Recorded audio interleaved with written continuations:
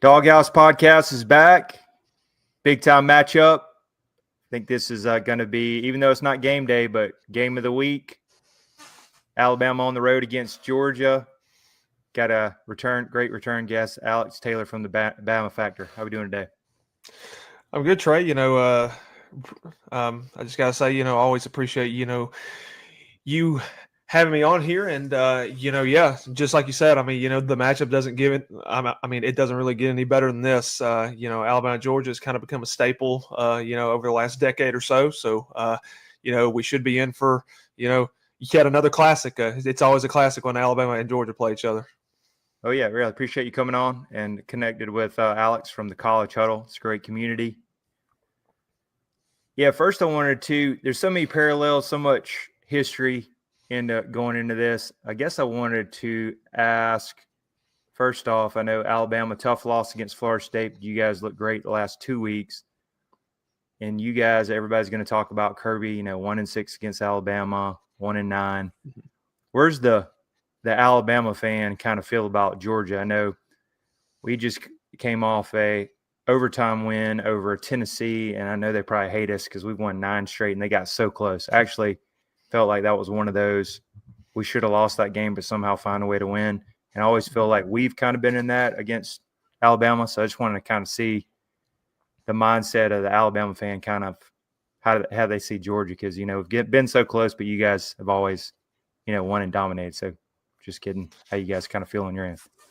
Yeah, absolutely. You can't ever, discount Georgia at all because, especially since Kirby's been there and, even prior to Kirby being there, from a standpoint of just, obviously like myself, you kind of alluded to, it was a tough loss for Florida State for us to start the season. And, the last 2 weeks, we kind of brought back the intensity and, we changed a few things that needed to be changed. And we just got better all around, albeit, the competition or so. But, one thing that impressed me about Georgia, against Tennessee was, obviously, they're always going to be a resilient team, that's for sure. And, you can't ever you can't ever count out Kirby and the Dogs. Honestly, because, we saw that last year, when I was sitting in Tuscaloosa and, we're up 28-0 and, everything's, on top of the world. And then, for all of, 13 seconds, the Dogs come back and, they storm back and they take the lead. But I think that's the point of, I think players on each side know that, there's a respect, for the other guy. And, the same thing with the coaches and the fact that this is always going to be, just a sledgehammer of a game. It's going to be a heavyweight, like just the total matchup, it's always going to be like that. Georgia hits, Alabama hits back, Alabama hits, Georgia hits back. And, it's just who lands that last, really gut punch, to the other one. And, sometimes it's gone, if you look in 2020, Alabama came back and really dominated in the second half. If you look at the 2021 title game, Georgia really took a close game into the, late third quarter or so. And then, Georgia just really dominated the fourth quarter. So, but, overall, from my standpoint, Georgia is definitely, I still think they're a team kind of like Alabama trying to find who they are and, trying to see, what's our identity? And, Alabama's at that point as well. And when you get to a game like this is sort of like, kind of what I'm kind of prefacing this game as is this is kind of where you start to find your identity type of game. Who are you going to be the rest of the year? Because really, let's be honest, this game for each of these teams, is kind of really the measuring stick of, how the rest of their season is really going to go. Yeah. Yeah, completely agree. It's always heavyweight battle. It's just Georgia has come close, but you guys always found the way to win, and that's why you guys were there. Did want to ask. So last year, the whole story was coming into it. Hey, was it a Saban problem? Mm-hmm. And then after it, I took at it. Kalen DeBoer first year, and you guys jumped out to that big lead. We tried to rally back, even though if you really look at it, I think we were like 5 for 5 on fourth down. We were just scraping and clawing, just trying to get back in the game. If we didn't get those extra downs, I just think we were never really in it. We clawed back in it, but you guys could kind of make a big play and punch us back and knock us back down. And we were resilient and came back, but to me it was just desperation going on the fourth downs. And I think you guys even maybe the board would probably never do it. Let the foot off the gas. If you guys would have been a little more aggressive, it never would have been a game. But going back to what I was trying to say is it ended up being it was Alabama problem. So I don't know if it's a mental hurdle for Kirby. He sees the A and they just react differently. So I'm kind of seeing that on our end. If we lose this one, that's 2 straight. And now the big thing is first time in the Kirby Smart area is Alabama visits Athens. So that's going to be the whole narrative is everybody's like, all right, if you don't get him this year, when are you going to get Alabama? And then I know we have the 9-game conference, which I was going to ask you about here in a little bit. That kind of changed. So anyway, kind of like if we don't get you guys this year, win. And I think it's more of a mental hurdle is kind of where I'm going to it for us against you guys. Yeah, I mean, Alabama kind of dealt with that, for a few things too. And, it was weird, if you go back to even, 2015 through about, 2018, for Alabama, it was, even though they kind of split the series with Clemson, it was kind of like that, as well. They kind of had like a mental hurdle to, come over as well. And, for a while, they had a mental hurdle with Ole Miss. I mean, 2014, 2015, they lost. And then in 2016, we go to Ole Miss and we turn around and then we're down 24-3. Granted, we came back and, we just really just an incredible comeback there. And, very thankful to win that game. But, for that 2 to 3 years, we had a mental hurdle with them. And I think overall it's because, just to allude to you, and actually to give a little preface of, what I saw from, my perspective at the game last year, first and foremost, one of the most intense games I've been to. I've been to over, 70-plus Alabama games, a lot of them in Tuscaloosa. By far one of the loudest crowds. I sat in the upper deck. That's where our seats were. So I actually had 2 Georgia students sitting by me, and a whole lot of Georgia fans kind of sitting in my section. And they travel especially well. But had a great conversation with them the entire game. We were just talking ball, and we jumped out 28-0, and they were just telling me, they're like, we can't even say anything. We're playing bad right now. It's like y'all are just really going on all cylinders right now. It's just I can't say anything. And when they came back and took the lead, they were happy. And I remember I'm sitting there, and for all the Georgia fans, I guess you can blame this guy here because he's the one that called it. I'm sitting there with my, we've got 2 minutes and 34 seconds left, and I'm sitting there, in the impending kickoff, wondering how did we just squander this lead, and we're down by 1. I'm sitting there, and Georgia fan puts his hand on my shoulder and goes, "Number 2 for y'all hasn't caught a touchdown tonight, has he?" And I said, No. Yeah. He said, "I think he's due one." And then I went, "Oh, I hope." And then the next play, it happened in my end zone. And just to give a little perspective, when that play happened, I thought Jalen Milroe underthrew him, and I thought Humphreys picked him off. So because from my angle, I'm looking at, he's throwing towards me. And when he threw that, I thought he underthrew him, and I thought Humphreys picked it off. But then I threw my hands on my head, and then I saw that he didn't. And then when Ryan sprinted and did the spin move, my jaw dropped. And then when he scored, I stood there from after he scored to the extra point to the impending kickoff with my jaw open. And I didn't say a word. So much so that the guy next to me, the Georgia fan, asked if I was okay. Right. And again, I've never seen, a game that crazy. And again, the Georgia guy looked at me and said, "There's nothing you can really do about that." He said, "That's just an athlete. That's just a freak athlete." And, but I think from a standpoint is that it could be mental, but the question that you're really hearing all week is, when will Kirby and Georgia exercise that specific part of Alabama? I mean, yes, they beat them in 21, but then a lot of the Georgia fans are saying, like, yes, that felt good. It ended our title drought.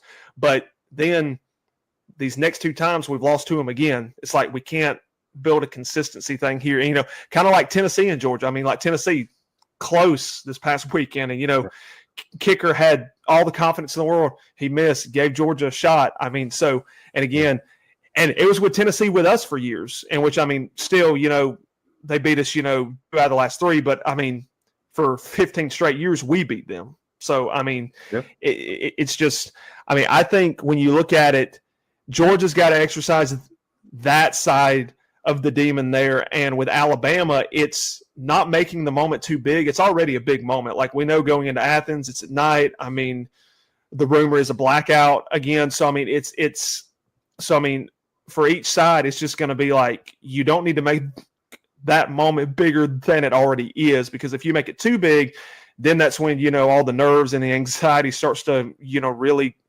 really play into it. And, overall, these guys have really got to go play, honestly. I hope it's not a blackout, because we still have memories and demons of 2008. So Kirby's never really big. He's had the blackout before, but it'd been lesser games. So I'll be a little shocked. I know he's looking for extra juice, but he's not really big on, hey, we got to put colors or uniforms to make some juice. I think he's like, hey, if you're not all in and excited about it, make a play. I don't know why'd you come to Georgia? I think he's on that. But hey, never know. But I'd be shocked if he did. But absolutely, always that chance. Before we get into the big time preview and matchup, want to get a shout out to new sponsor. This will be the first time doing this, so it's going to be Crafted by John. John reached out on Twitter, and we connected. I think it's a great product. So it is flags, and it's not just a flag, by wood crafted. Really great product. Here's one of it. It's great for patriotic and other type things, but it takes 10 to 14 days, and it's just a specialty, and he's got some really good traction on it. I think it's a great product. I'm excited about bringing him on. And, just want to give a shout out here. And I'm going to put his link down, handcrafted by John, to take a look. Really great product, all different types, sizes. Great for collegiate. And I think it's just a great product. Yeah, check it out below. And we're going to have a partnership and want to get some good traction here. So, yeah, check that out below. And also wanted to share a picture as well of, I think we have a Alabama flag here too, which is kind of cool that he fantastic crafted. Let me find that here. There we go. All different type sizes. There we go. Alabama Crimson Tide, made out of processed wood, and really great product. Yeah, 10 to 14 days. And, yeah, reach out below is the description, and hopefully that'll be a great partner. Yeah, and then Alex, looking at it, it's I think it jumped a little bit since I know we're off a bye week, but 2.5 point spread, I believe, currently. And just wanted to get on the matchup, what you're excited to see, maybe some advantages and disadvantages, and maybe even how healthy Alabama is coming in off the bye week. Both teams coming off the bye. So for me personally, with Alabama, the huge, I guess, really, the glaring news that we got, starting tailback Jam Miller is obviously going to play. He's completely 100% healed. He's good. But, again, that kind of goes into my – He had that tightrope surgery? Not to interrupt you. Was it tightrope? No, he had a dislocated collarbone, but he didn't break it. It was just dislocated. Okay. So it was a small, not even really procedure type thing. Could have played last week, actually warmed up against ULM as well. So was fully dressed and warmed up last week as well. But again, could have played, but didn't really need him. Giving some of these other guys an opportunity, and, we've seen some guys get some really good playing time there. Tim Keenan had tightrope surgery. Tim Keenan, and that's another one. So really the anchor of the defensive line, team captain, him coming back. The highest graded DT. By the Pro Football Focus. In the preseason. On many of the on a couple different watch lists. Preseason All-American as well. So getting him back. I look at guys like, Deontay Lawson, Quay Russaw, and, those guys are good. And, Lawson's your signal caller in the middle. But I think the heart and soul of your defense is Keenan. And, he's that captain. And, Lawson's a captain as well. And, not to discount him or anything, but, Keenan is that guy who, provides the energy. Keenan's that, that spokesperson. He's that alpha dog on that side. So getting those guys back, Ryan Williams kind of had, his coming out party against, Wisconsin, had a really good game and, kind of got healthy there. And, just some other guys getting healthy too, who were just kind of dinged up to start the season. But as far as I know from all the reports that I've heard from insiders, Alabama's coming to this game, 100% healthy of the guys, who are, available. And, getting those two guys back are huge. And, for me, I think the bye week came at a good time because, after the Florida State loss, I'll be honest, I haven't felt that low as an Alabama fan since we lost to Louisiana Monroe in 2007. And I still felt lower then because that was a horrible day. I was at that game. That was horrible. But that day, just knowing that we were the more talented team, and what got me was the lack of effort, and it wasn't the lack of skill. It wasn't the lack of talent. It was the fact that we weren't showing effort. We were dead. There was no adjustments, and it's just, we went away from what worked in the first quarter, and, it's like we didn't want that anymore. And it's like we needed to, find that intensity again, and we needed to, clean up some things as well.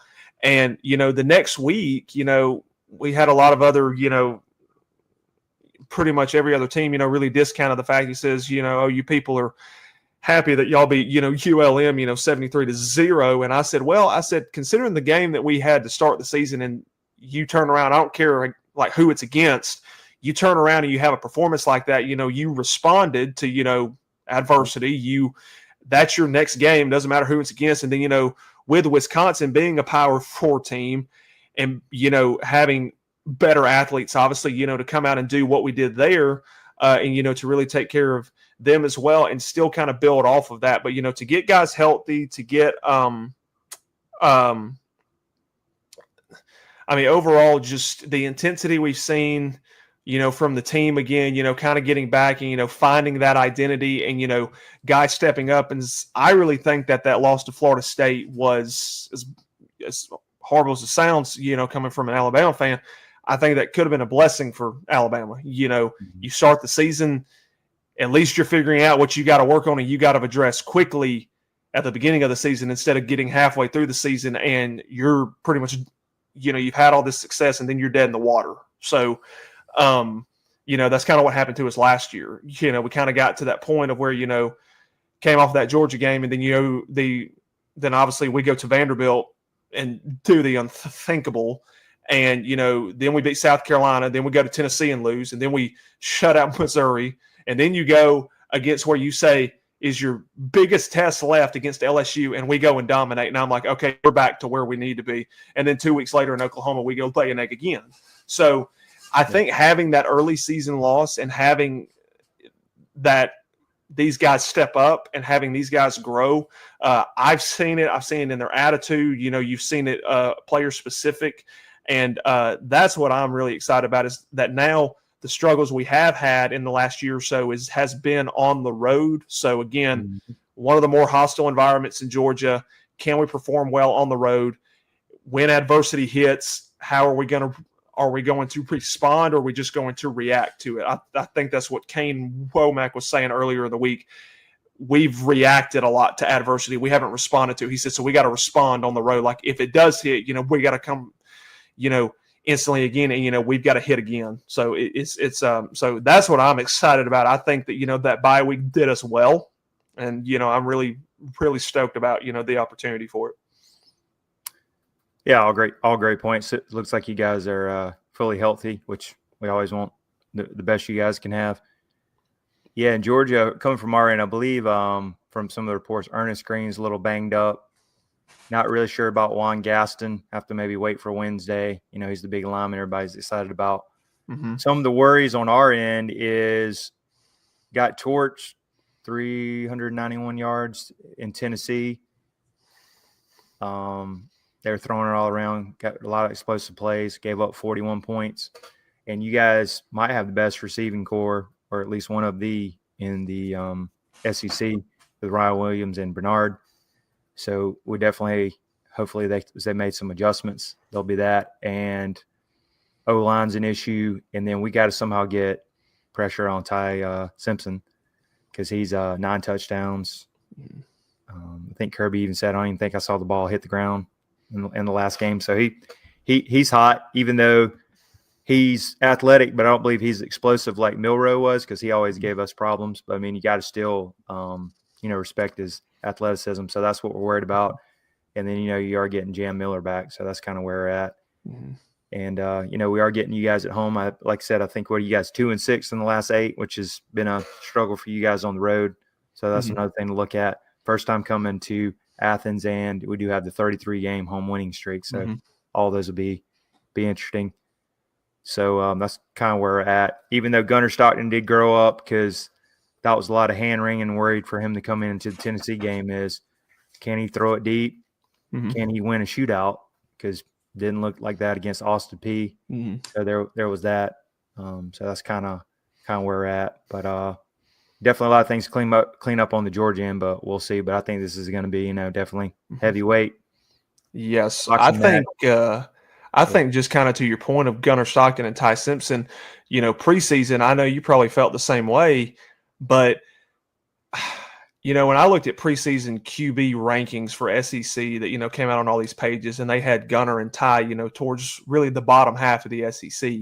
Yep. I get, not a lot of starts. Ty hadn't started ever. Gunnar Stockton had started once. So, I mean, so I get like the tape wasn't there, but I think when you have to look at both of these guys' attributes and their athletic ability, and obviously you look at what Gunnar did against Tennessee, getting into a shootout, making a cold-blooded throw on 4th and 6 to London Humphreys.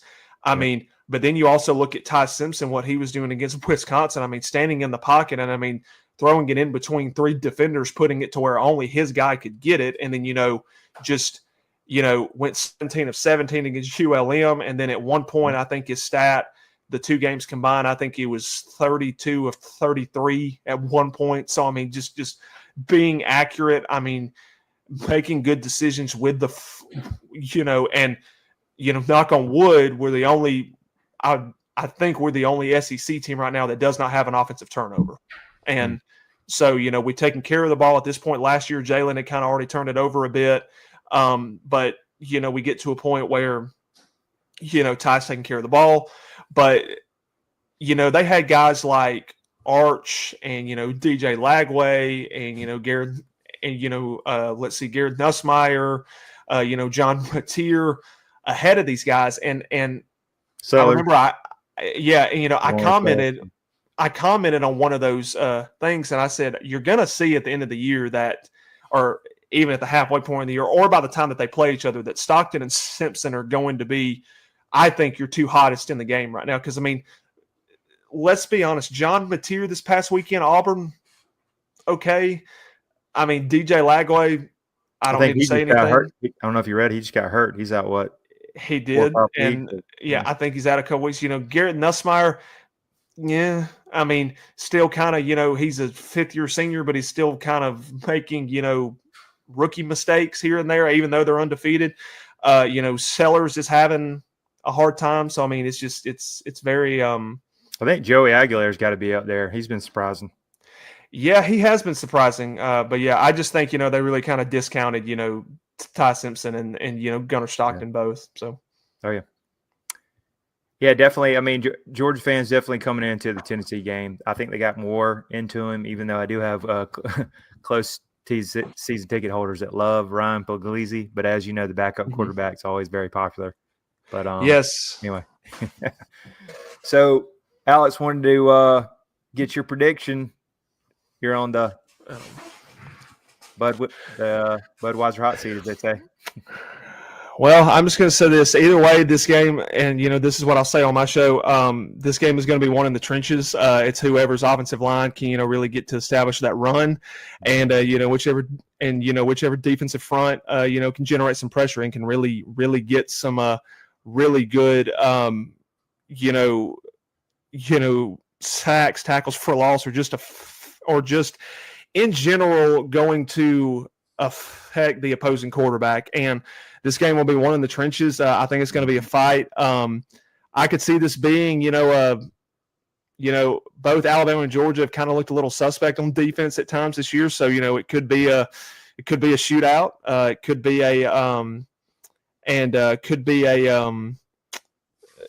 just a huge game. Or, it could be one where both of the defenses really lock in and it not be like, 2024, and, it could be low scoring. But if I'll give two predictions, if Ty Simpson does what he does and, he is able to deliver the ball, he's given time, these receivers are able to get open. We've got more than just obviously Germ and, Hollywood, we've got Isaiah Horton now. We got a true freshman in Brooks, who's really exciting. We have Rico Scott, we have Jalen Hell. Our tight ends are getting very involved. I think we got one of the better tight end rooms that we've had personally in the last 6 years. So, if you get the run game going, we got to really establish that. But if we can create some turnovers and, Ty can really kind of have that game that, I'm hopefully expecting that he is, I could see this, type of 27-24 type game, kind of like a 2023 SEC title. But if we allow Gunnar Stockton to use, his athleticism and, to scramble outside of the pocket or, to get some yards or, specifically some big plays on, some QB draws, Alabama's had some trouble with, some quarterbacks that are mobile in the past few years. Georgia's got good playmakers, especially you have to respect Branch. I mean, he's a speedster. You have to respect Dylan Bell, Oscar Delp. Nate Frazier is a good back. The one that scares me is I can't think of his first name, but it's McCray, and he kind of worries me. I live in Geneva, Alabama. That's where my wife is from. Enterprise is not too far, and that's where he went to high school at. So, Josh McCray from Illinois. He's transferred from Illinois. Yes, so he worries me because 6'2", 240, hard to bring down. We saw that last week, and he's only got like 20 yards rushing on the year, but he's in the goal line situation, so he's going to score. But if that happens, and we don't play our gaps right, we over pursue, we allow Georgia to basically march up and down to over and over again. If we don't tackle well and we do that, then Georgia could win this game, like a 31 or 34-17 type ordeal, if we don't do what we're supposed to. So, either way, at the end of the day, I want to say, just the disappointment that we were given at the beginning of the year. I think, I think we're prepared, for a war. I'm calling it the war between the hedges. And I don't think Georgia or Alabama is coming into this game saying, hey, we've won 33 straight at home, or hey, they've won 33 straight at home. I don't think that's any because if it's in any of the players like mine's, then it's going to be a distraction at that point. And you've got to put it out of your mind and just say you've got to go play ball. But either way, it's just whichever team is going to show up. And, again, it can be a blowout for Alabama. It can be a blowout for Georgia. It can be a close game for either one of them. And really it's just a coin toss. It's whichever one. Again, the trenches will decide this game here, who can generate pressure. I know Alabama and Georgia's defensive fronts both have 4 sacks on the season, kind of taking a little bit for each of them to get going. So, offensive lines, us in the first game, we kind of struggled. Georgia's offensive line kind of been struggling too. So again, who breaks first, and when two really similar teams really collide, you're really gonna see, who's gonna make the least amount of mistakes, and who's gonna take care of the ball. And again, as I say, just to reiterate, trenches is gonna decide this. So, but overall prediction, for Alabama, this could be that 27-24 type game, or, it could be, 27-26. I mean, it could be extremely close. Yeah, I definitely can see that. Yeah, from the Georgia end, I just think, one day you got to exercise the demons. Why not this year? You're at home. That place is going to be rocking. I hope the student section actually shows up because I know they were not well attended in the last couple of games. I don't know what's going on with the student section, but it's going to be 7:30 night game. Weather's going to be great. Looking ahead, I think probably 70, 71. It'll drop in the high 60s, so that shouldn't be an issue. I think it kind of comes back to what I always say is who wins the turnover margin and the rushing battle. Mm-hmm. And Gunner to me he kind of reminds me of Connor Shaw, and he was recruited by Connor Shaw, and I think even in that Raven County, that kind of not the fastest guy, but he'll extend drives, get those first downs, almost kind of annoying, which is in a good way. Mm-hmm. And he showed he can sit back in the pocket and make plays. This team has him as a leader. There, he's all dog, as they say, and you can kind of see when he gets tackled, those linemen are going over there picking him up. So he has the locker room. So I like that. We do have a running back by committee. I wish they would kind of maybe go to Nate Frazier, Dwight Phillips. We got Josh McCray, but you'll see a lot of rotation. And then same thing with Alabama. Yeah, I hope he takes a lot of deep shots and gets Noah Thomas going. He hadn't gotten going yet. He's a big body guy from Texas A&M. Kobe Young, and get the tight ends going. And Zachariah Branch is special. He puts foot in the ground, man. He can make some moves. Mm-hmm. And if we got to get pressure on Ty Simpson. If he sits back there and picks us apart, we got some problems. And you guys got awesome receivers with Bernard and Ryan Williams. But I'm going to go close one. This is never going to be a blowout, in my opinion. But I like the crowd finally, and I like it's 34-31. And we got good special teams too. Peyton Woodring is a solid kicker, and Thornton, he can maybe kick you guys back in a hole. So I'm going to go 34-31 in a classic shootout. Get your bourbon, get your vodka, and drinking. This is going to be a liquor stress-free game, a liquor game. Yep. It's definitely going to be good. A lot of talent on both sides. A lot of future NFL guys on both sides. And again, I know I speak for the both of us, but absolute shame that you go to game day of a place that has 0 combined national championships in the last 40 years, and not the place that has 8 combined in the last, 17 years. So, I mean, honestly, if it were me at the beginning of the season and I'm sitting down as the College Game Day producer, I'm saying no matter what, I don't care if Georgia and Alabama are both 0-3 at this point. We're going to Alabama, Georgia. We are going to Alabama, Georgia. And I think they got robbed of that. I think Athens got robbed of it. I know they were really looking forward to it. I got a couple Georgia friends who were saying, we got robbed. And I said, yes, you guys did. I said, because, we had it last year. And but we know good and well that, game day will be in Tuscaloosa sometime this year, probably Alabama, LSU, and, Georgia will probably definitely have one in Athens as well this year for sure. So, yeah, I think that maybe came down. It was the higher ranked team. Yeah. But I was surprised too. I thought they were heading there too, but it is what it is. Maybe for Georgia fan, hey, less eyes on it, less pressure. Maybe absolutely more practice time than doing those interviews. But yeah, I was that's right. Yeah, and then Alex, I briefly wanted to check on, just ask a question. What do you think about the new 9-game schedule, and then the 4-year annual opponents? Wanted to get your thoughts. Real quick, I'll just say because I'm short of time too, but kind of weird. Us with Mississippi State, I was kind of expecting LSU, but I mean, honestly, if you look at it, Alabama's played Mississippi State more than they played anybody. The Battle of Highway 82's back. I always enjoy playing those guys. I always love Starkville. But LSU, and kind of threw some shade at some LSU people earlier this week. I said, well, good. I said, we save you the embarrassment every November now. Because, that's kind of another team that can't, get past the mental edge of Alabama. They beat us, twice in the last, 16 times they played us. So overall it's just but yeah, overall I think it's going to be interesting. I'm excited to see it, and it's going to be great. So yeah, Alabama's got Auburn, Tennessee, Mississippi State, and then Georgia's got Auburn, Florida, South Carolina. I think it's great that we get South Carolina back on the schedule because that was always a good border war, and we haven't played them the last 2 years. So great on that. Yeah, absolutely. And Alex, appreciate you coming on. How do we follow on social media? Yeah, just Instagram, Twitter, TikTok, at the.BamaFactor. YouTube as well, the Bama Factor with Alex Taylor. Shows every week, but the most active on Instagram and TikTok and Twitter, just almost every day. So, just anything there. So, yep, got his Twitter right there, the Bama Factor. Love the name, and he's really growing on YouTube as well. Got 255 subscribers. Mm-hmm. So check out the Bama Factor with Alex Taylor. Yeah, appreciate you coming on again. Yes, absolutely.